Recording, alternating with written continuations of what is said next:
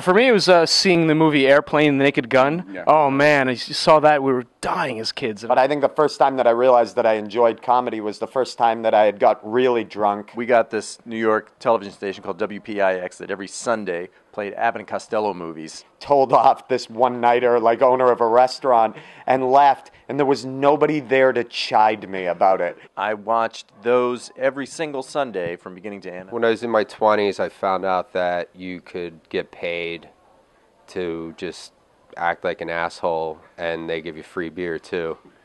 My grandma bought me a Freddie Prinze 45 that was not appropriate for an 8-year-old. It was Ghostbusters for me. Bill Murray and Ghostbusters. Yeah. It really, really made me want to do whatever he did. And that was like the first time where I was like, this is like for me.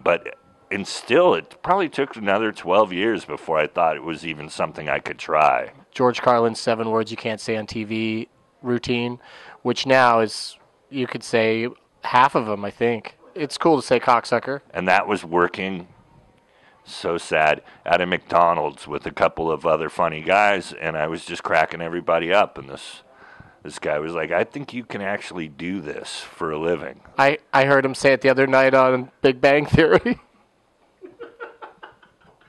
Sheldon, you cocksucker.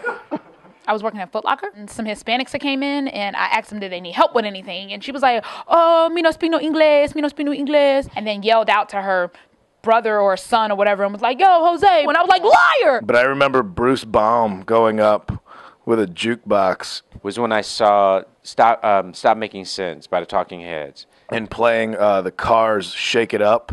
And then just going, remember when this song used to be called the Monster Mash? And they played the Monster Mash? It was the same song. I was like, that's amazing.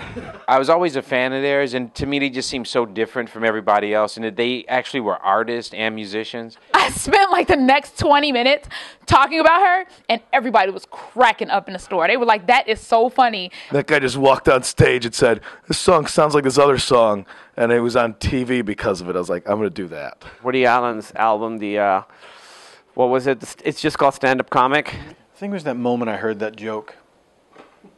Remember that joke? Peter Cook and Dudley Moore did a comedy sketch called One-Legged Tarzan, and then Peter Cook was a talent agent, and Dudley Moore was auditioning for the part of Tarzan in a movie, except he only had one leg. That was quite a moment. When Peter Cook said to Dudley Moore, how can I put this? The problem is you are deficient in the leg department to the tune of 1. And I said, comedy, that's for me. You know what joke I've always loved unironically is makeup, and then someone hits the guy in the face with a huge makeup. Well, I do this nail salon voice. I could probably make that a joke. I'm laughing at it right now. He goes, I need some makeup. Makeup! That might have been when I was like, I'm going to do that professionally. And then next thing you know, it's like my biggest hit, and I can't get away from it now. It's crazy. You listen to the laughbutton.com, and may you laugh so much the ha ha.